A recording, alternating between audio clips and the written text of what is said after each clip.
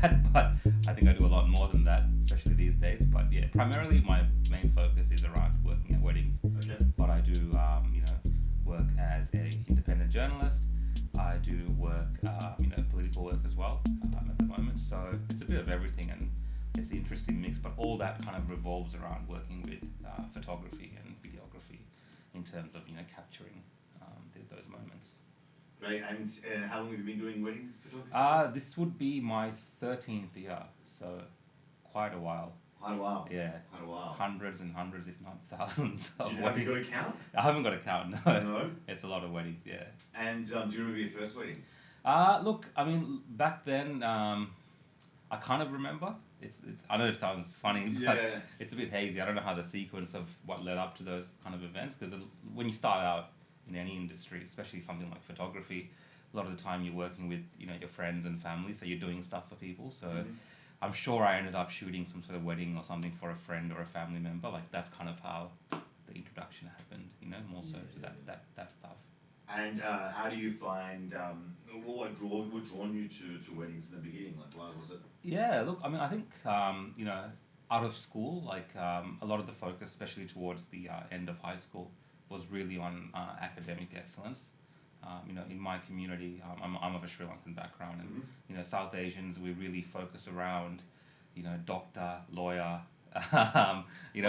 finance, like those kind of professions, Definitely, right? definitely. And a lot of the time in school, when I was at school, I was finding myself, I was involved in performing arts, I was involved in more drama stuff, choirs, things like this. So more of the artistic stuff, photography, media studies, and that's kind of where my interest lied.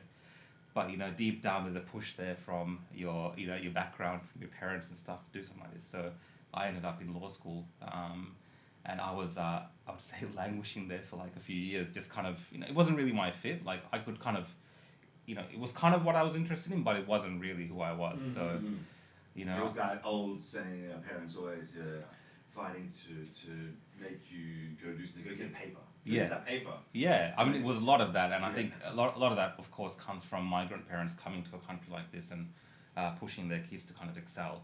So I was in that mind frame. So being involved in kind of a artistic, creative pursuit wasn't really at the cusp of something that could be a potential career. But I think just actually, finding myself doing it after I bought my first camera, like professional camera, and then really which was I think Canon 1000D. Which is not a professional camera.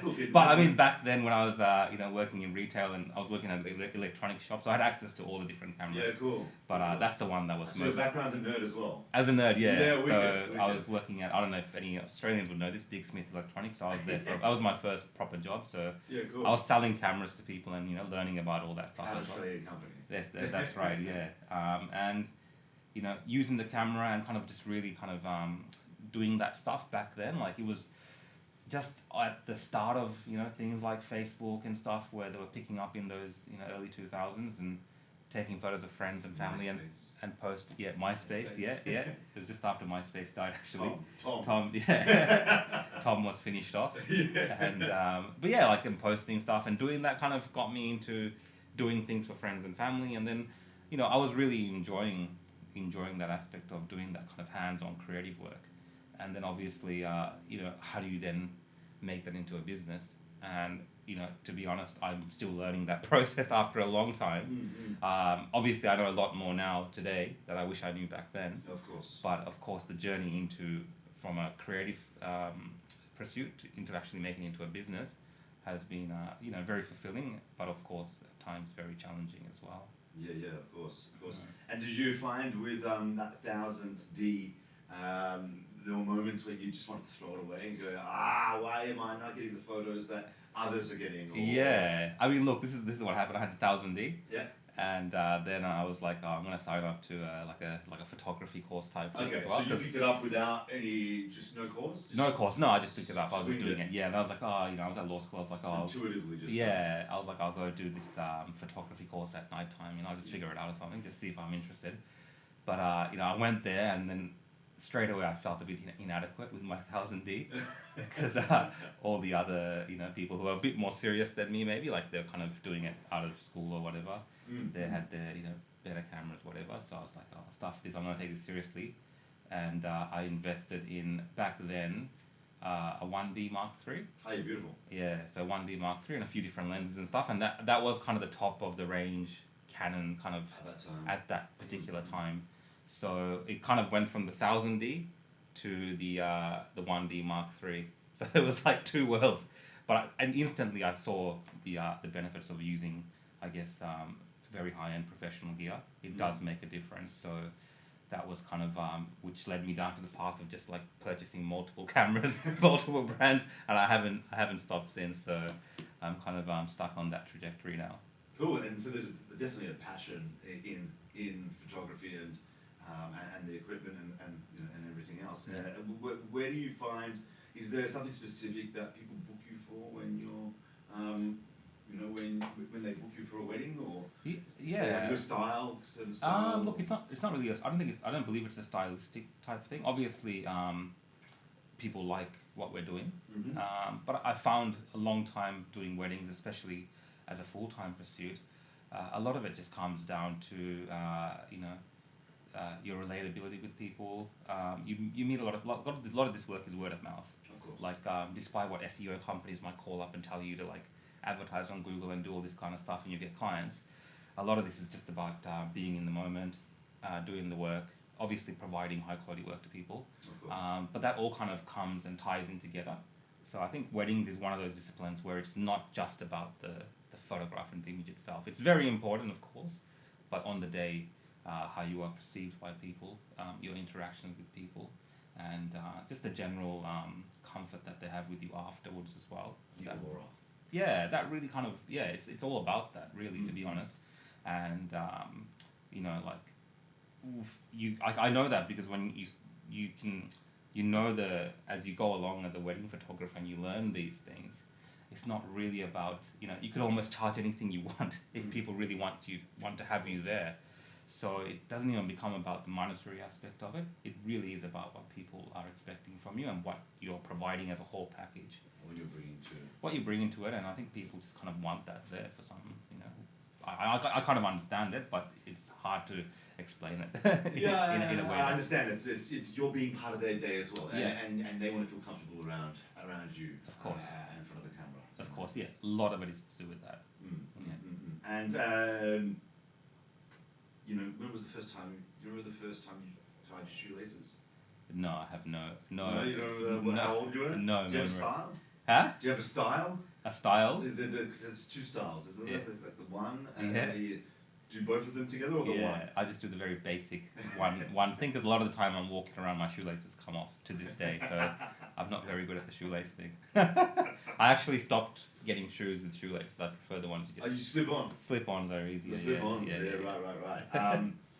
And back to the weddings, did you ever find there was ever a moment where you came home and there was nothing on the cards, or the cards were corrupted? Yeah, look, I mean, that's also been a very interesting aspect of doing professional work. Yeah. Especially if you're someone that's starting out, you learn these things as you go. So, you know, the accessibility to technology today, in terms of being able to back stuff up, have redundancy, you know, cameras that shoot 2 memory cards, it's like a massive change from when I started. On the 1000D. On the 1000D, right? Yeah. So you don't have those features and aspects, and the memory cards aren't that great and all this stuff. Touch wood, we've been very blessed to not have massive issues where we haven't been able to recover from, in terms of, you know, whether it's recovering data or whatever it is at the early stages. But those instances kind of showed me the importance of redundancy. You know, what it means to be a professional wedding photographer is actually also what you do after the fact, as much as you do before the wedding as well. So we prepping and then the after the fact stuff that we do is very important to me today. So, you know, a lot of the times in my office in the studio here, we have multiple NAS systems, multiple backups, things back up to the cloud. You know, that is the kind of redundancy and stuff that we're thinking about today, because it is kind of a very important thing, right? A wedding. Yeah, of course. So you kind of learn that as you go. These days, again, you know, we didn't have YouTube content creators and stuff talking about these things and showing us all these things. You know, you kind of learn on the job. Mm-hmm. You know, this is very from the time where professional wedding industry was kind of switching over from people who were more involved in working with like film photography and stuff, and going really towards full scale digital photography. So we were kind of the intruders into this space back then. So yeah, like it has been no major issues, but those things have been at the forefront of my mind for a long time. Yeah. Awesome. Now, has it taken you much? Has it taken you around Australia at all? Or, yeah. Look, I mean, that is one of the great things about weddings. A lot of people diss this job as some sort of, like just a wedding photographer. Actually, I've been able to travel all around Australia, many places around the world. I do a lot of work back home in Sri Lanka as well, obviously because of my roots in South Asia and India. And it's amazing because it actually opens up different parts of the world to you as well. You experience things that you probably wouldn't have necessarily done, and you go to places that you probably wouldn't necessarily go to in the general course of life, because weddings bring together people from all sorts of backgrounds, different classes, different professions, whatever it is, and they do all sorts of different styles of wedding in different places. So the world that it kind of opens up is very interesting, and a lot of things that I've learned in my life since starting this career has been on the job at weddings, and through the people and the connections and networks that I've made at weddings. So look, yeah, that's one of the benefits of especially today, working in a world where people can travel around really easily, and a lot of people decide to do destination weddings, or they meet people overseas and they want to get married in a different location. So yeah, there is that aspect of travel involved in weddings. Definitely. And obviously during COVID, you couldn't shoot any weddings. And I was drawn to the attention of you through Facebook watch and what was going on in Melbourne. Explain to me what you did, and like how obviously that was a passion. That was something passionate to you and close to you. And I think I'd love to hear about what drew and what bubbled up inside of you that took you out onto the streets to record what was happening in a pretty precarious time in the world. Yeah, well, look, it was a very interesting time, and yes, I'm a very kind of hands-on person that's been working for a long time with my camera and doing this type of thing. So obviously it's a shock to the system when you've been doing this for years and years on the go, like very on edge when you're working, for instance, and then all of a sudden there's nothing, right? And that in itself is actually, you think, oh, this is a good thing, like I can relax, like there's no pressure. Yeah. Clients, everyone is chilled now, No one is like chasing you up or calling up about this thing happening next week. There was phone calls actually, and the very on the slide, the weddings on the slide. Not even. Could you imagine? Not even like that. But there was requests. I can't comment further. But look, the first interactions I had with this was a lot of brides calling me. Obviously, like very emotional, because this is the first time they're going through this as well, and their wedding's supposed to be meant to be next week or the month after, whatever. They're just cancelling and they're trying to figure out what's happening. So very emotional time for people. A lot of people not sure exactly what's happening. So there was a lot of uncertainty, for many of us in many industries, and there's no particular importance about the wedding industry or anything like this. Everyone is equally affected, right? But that uneasiness, that kind of there was a time where it was creeping up to be, there was a lot of not direct answers in terms of what was happening to us, right? We're being told to do certain things, which is fine. You understand governments have a responsibility actually to do that kind of thing. But with that responsibility also means that there must be transparency and accountability. So the lack of those two things, the lack of transparency and the lack of accountability, especially for myself as a business owner as well, and feeling the effects of it, makes it very hard to just sit there and be like, okay, I'm just going to do. I'm going to comply. Yeah, without any information on of why course, we're doing yeah, certain things. of course, and the key retort of officials is like, well, you can make a Facebook group and have a protest online, or you can discuss your grievances online. Now, that might sound like very appealing in our modern world, but typically our world is not fashioned in that way. It's this. There's conversations yes. all around the world where people have issues. they will either go to the street, they will do some sort of protest, some sort of demonstration. This is not unique to Australia. It doesn't matter what kind of country you live in. Typically, you will end up with unrest of some sort if there is a push by the government to make people do a certain type of thing, correct? So, for me, I was not a protester per se. That is not the purpose of what I was doing. I actually didn't agree with everything. That was, despite what people might say, I didn't agree with everything to do with protests and people's views and all this kind of stuff. But as someone who is looking at this stuff from the outside, that is not that is not necessarily my role to do that, right? So I was being more so of an observer.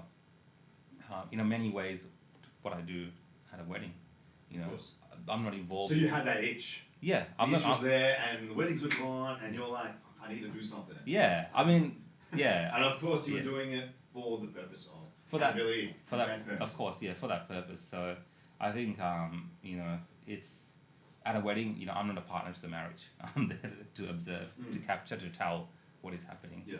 And in this instance as well, if I could observe a protest, or for instance, because that's the topic, on television, on the news, as someone who is discerning, the narrative that I'm being fed by the TV doesn't really gel up with the reality of what people are facing on the ground. Or what people understand, or what they're trying to push yeah, their opinions. Whether it's myself, whether it's my family, whether it's my friends, it doesn't gel with the conversations that people are having, because sometimes what you're hearing on the streets is actually what the everyday person is talking about. So the portrayal of people really pushed me out to actually go, see if that is actually the truth, one, and then to actually see if, as these people are portrayed on the TV like crazy conspiracy theorists, are they? But when I went there and actually filmed those things, actually it was not necessarily what the regular people with regular concerns. Yeah, of course. There's a mix of all types of people. Of course, there's a bit of everything, but the one-sided portrayal of an event is very dangerous, I believe. And the media, the fact that they would just do that latch onto that one side, that the fact that they would promote, almost act as an instrument of the state in terms of their portrayal of government. Media, I don't expect the media to be friends with the government and promoting their issues. No, they're meant to be critical of viewpoints and so on, right? But they took this stance that they are somehow a part of the government to direct people what to do. And traditionally, that's not the role of media in a Western democracy. Yes, maybe in North Korea or China or something, the media is involved in this type of thing. Even in Sri Lanka, we have very major issues with state media, like just how much the government has their hands in the media. And that's obviously with money as well. And incentives, all sorts of stuff. So seeing that here, it was very concerning, because 2 weeks to flatten the curve, lockdown, whatever. All right, but once you go from 2 weeks to flatten the curve, and then you're destroying people's businesses, you're destroying their lives. People can't attend their family members' funerals. They can't do all this stuff. Hey, this is a different ballgame now. All of a sudden, the government, the media, all these people are actually impacting people's personal lives, right? If your father dies and you can't go then see your father at their funeral because the media and the government telling you actually this is the case and all this kind of stuff, all right, we'll do that, but then provide the accountability and transparency. So the moment that breaks down, I think people who can, or people that should be doing these kind of things, have to then step up to the plate, and that's traditionally been the role of the fourth estate, which is the media. And for myself, I saw myself as someone that could go there, put my camera, hit record, live stream, whatever it is what I'm doing, and then people can make up their own mind. And I think maybe that is why a lot of people tuned into it, to what I was doing during that particular time, because they could watch it for themselves and they could discern for themselves what was right, what was wrong, and how that connected with them. And that is, of course, in many ways a very simple thing, because it's not highly produced or anything, just a view of what's happening in the real world. But sometimes that is actually the most powerful thing, just to give people a voice in those situations. And as the West, we pride ourselves in giving people in other disenfranchised countries around the world that voice through our platforms. and through giving them access to technology to actually share their grievances about their government. But in Australia, in the West, and in the countries at that time, our own governments were telling us we don't need to hear from our own people on the street because we know what's best. Yeah, 100%. Okay, and that's always going to be a problem, and that's something that I'll always have a problem with because that is not the foundational cornerstones of these countries. And as much as they like to make you believe that somehow it has become like that, that we're so advanced that we have technology that we no longer have to protest on the street. Oh yeah, you know what I mean? Exactly. That is ridiculous. And I just want to preface all this with the fact that I understand that it's a health emergency and there's people are talking about very serious thing and there could be consequences to people mingling and all. I get all of those things.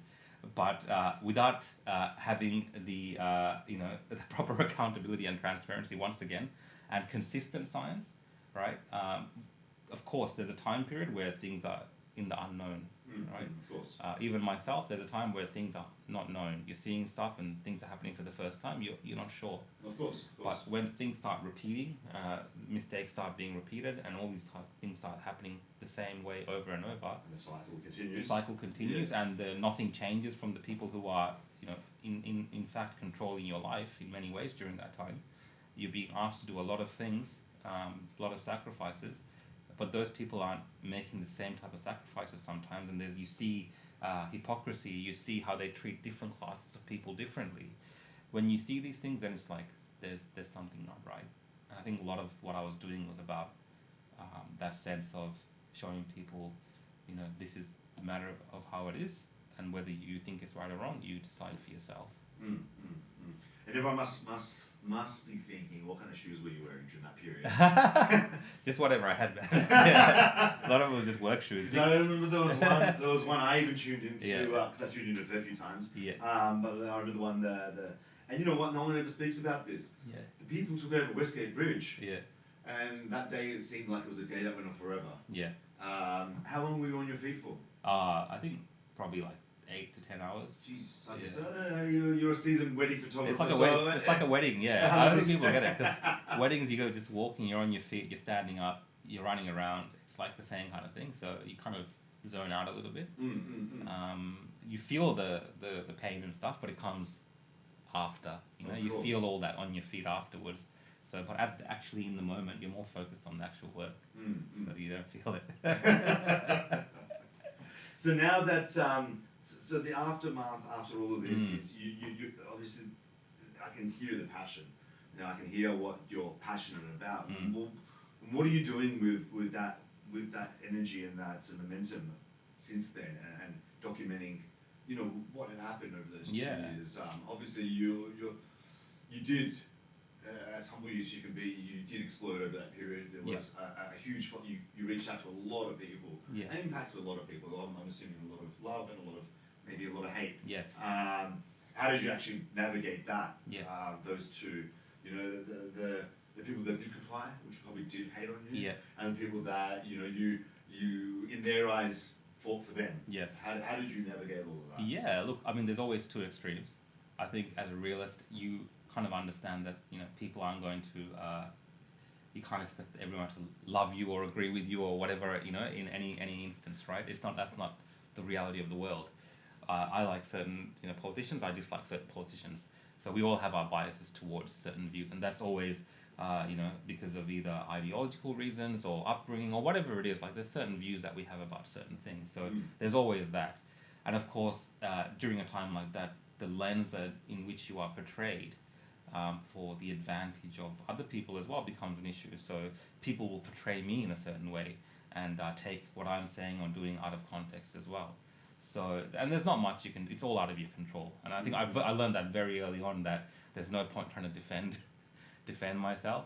People were saying all sorts of things about me that didn't like me for whatever reason. But and there's no point trying to defend yourself. You're kind of almost like digging further into what they want you to do. Yeah, exactly. Right? So you're kind of getting caught up in this stuff. So that necessarily doesn't become as important, and it's never really been that important to me anyway. And it became even less important during that time. I fully stopped caring about what people thought of me. Now, of course, with that, there's been a lot of, there was professional consequences in terms of my wedding business and personal relationships, and all this kind of stuff. Like that is just naturally what happens in a heated moment like this, right? All the whole community was having these conflicts with people that they love and friends and stuff because they were disagreeing on certain points. There was this kind of the fabric of our society was being torn apart because we were fighting over the concept of like vaccine mandates and whether it's right or whether it's wrong. Things like this that typically people wouldn't argue about. No, Right? no, exactly. It's dinner table politics maybe, but not about these kind of things, right? So, figuring out how to navigate that and just understanding that this is just like the reality of the world. I think it's made me a lot more resilient in terms of how I see myself progressing in the future. It's been a wonderful thing actually. A lot of the trolling and the hate, because you learn that resilience, and I think that's very important in today's world to actually to understand what that is and then deal with that in a way which is which doesn't cower you. You know what I mean? Where you don't become a victim. Victim mentality or that. Just kind of dispelling all that from yourself. I think is very very important. But I find that today that experience during that time, I didn't go looking for people to follow me and all. I was just doing it. You know what I mean? Like I didn't understand the gravity maybe that I was on the Westgate Bridge live streaming and there was like 70,000 people, whatever. I didn't understand the metrics of that. I might have thought that was quite normal maybe when people are watching these type of things. I was more so just doing it. You know what I mean? So you're the passenger part of it. Yeah, right. And then it's later on you kind of figure out when you speak to people that, oh hey, this we're watching this. I've met a lot of people during my time after this where they'll tell me, hey, Rukshan really had an impact on me during that time because it gave me a different perspective, or it just helped me connect with people saying that I'm not the only person thinking this way. So a lot of that I kind of found out later, not really during the time. I had no idea. I was just like doing what you just caught. I think people were scared. Caught in the moment. Yeah, and I think people, what you're saying, I think people were actually, there were people who were scared to voice their opinions because people would judge them or they'd lose business over that, and I think that runs deep. So I think the voicing has become much more natural and being resilient to your opposition voice, and having an argument and having a discussion over things. Of course, like people are terrified to talk, not just about this issue, but any kind of view that they might have.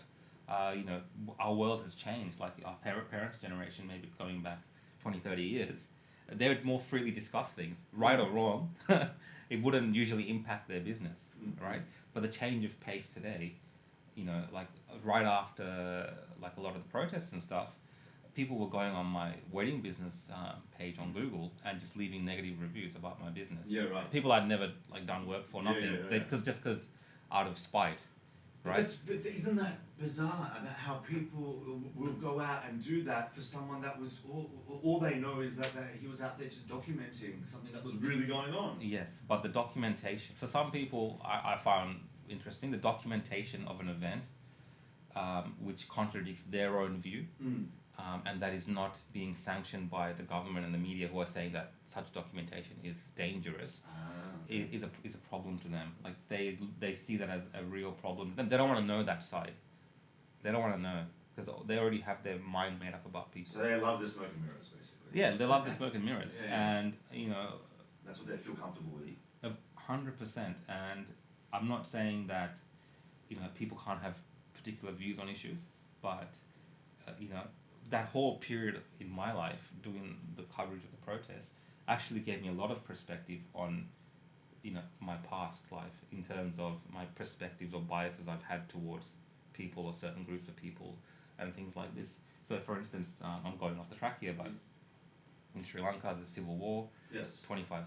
Tell us, and fill us in, because a lot of people, so many people don't understand Sri Lanka's turbulent history, and even till now, with the Tamils and. Of course. So major history in Sri Lanka, obviously, colonial history there, and as the British left and the country kind of became one country, there was ethnic separation in the sense of how constitutions or how laws were managed and how people were treated. Like, it's very obvious looking at history, like there were differences in the way that people did things. Now that's not unique to Sri Lanka, because if you go back to the USA, the home of freedom and democracy, it wasn't until late 60s or whatever where they had Martin Luther King, all these kind of people fighting for civil rights. Yes, so this is not a thing that's unique to Asian countries. But of course, we have this ethnic turmoil. We have differences amongst people, and with the effects of colonialism and that kind of void being filled in now by the locals of the island of Sri Lanka, there's issues, and that of course led to a long drawn out civil conflict between the different ethnic minorities in Sri Lanka. The majority of people, the Sinhalese, and the Tamil minority. And what I realized during the protest here was that devoid of the access to information that we have today about what's happening in our world, what's happening to one's guests, there's no set path for this stuff, I don't believe. And I never expected to be doing what I'm doing today 2-3 years ago. So of course there's twists and turns. Of course. But I have a more of a intimate knowledge and understanding of what's happening in that space in this country, and I feel like I would like to participate in that, and that's kind of what I believe I'm doing. Whether I'm effective or not, I don't know, but at least I believe that I'm participating in this in some form or not other. I'm sure you are, man. I'm sure you are, and I'm sure there's you're reaching out to people that would fiend for your voice and what you're talking about. I need a piss. Yeah, go man. There's a bathroom there. So I'm happy to wrap it up. Yeah, I'm good, man. Yeah. Yeah. We're out now. Thank you. Yeah. That was easy, man. Thanks, Thank bro. you.